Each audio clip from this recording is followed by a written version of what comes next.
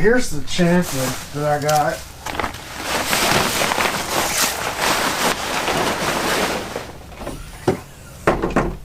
Here's the bay of the champion. I went and took the back plate off. I got an aluminum plate that's carpeted that goes over the plumbing. I got my pumps out right now. I got a battery in there right now just because I was checking some stuff. But I pulled all the batteries, and there's 2 panels that the batteries live on that I've taken out and sanded down, painted. I got probably going to do another coat on it, and I may even put some gel coat on that bay just to clean it up some. Haven't decided how far I want to get with that. I can always do that at a later date if I need to. Of course, you know, you never will. But I am going to clean it out real good first, and I've got just some pine sol, and I'm mixing water, and I'm going to scrub out that. Probably put my pumps back in, check them out just to see, you know, make sure they're pumping good, clean out the live wells. But all that is working, so I don't really want to mess with that, and that's not going to be part of any kind of video. So that's the bay, and sorry if you can't really see it. I'll get it up here. Yeah, you can see I got a battery in it. There's the 2 gas tanks, you know. So you don't have a lot of space. There's not a lot of space there. Normally, right over there, you can, you know, I'm just kind of pointing at it with the camera, is where that tank usually lives, that oil tank, and then you got a battery this way, and then of course I'll have 3 that'll go across right there. Okay, so I got my turkey fryer going, get some heat in here, and gonna have to do something about that this winter. But I got my plate. You can see I took it off. Sorry, I got a couple of flywheels just laying there, but then I actually went ahead and wired up my battery bank so I could use my charger, which is that Noco Genius Gen 3. You know, what I was saying was that thing is only 3 banks, so I don't know what to do there. If I get a 4 bank, they're kind of pricey. But see the dimensions, it's really big.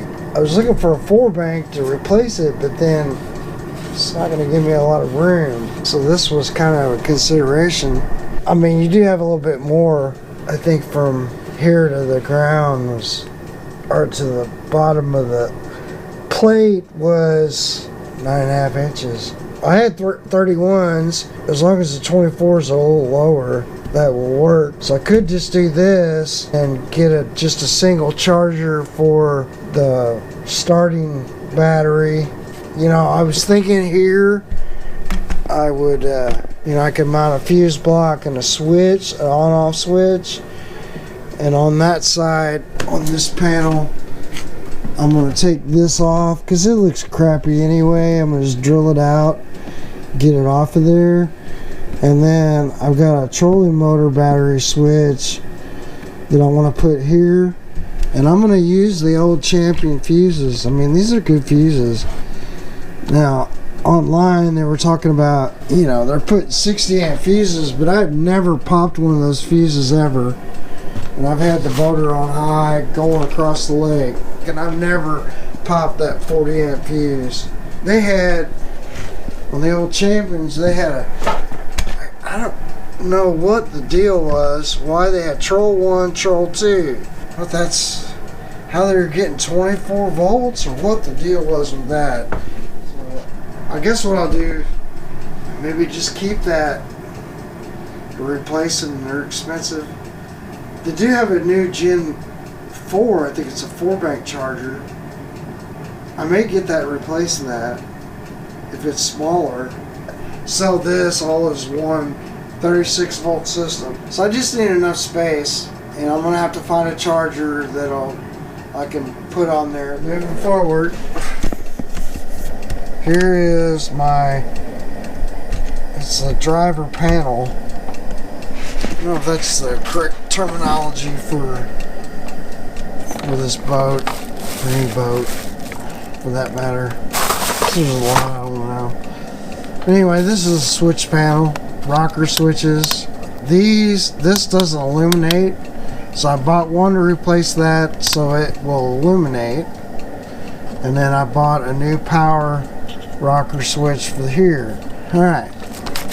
And then Champion had these really nice, these are really nice fuses.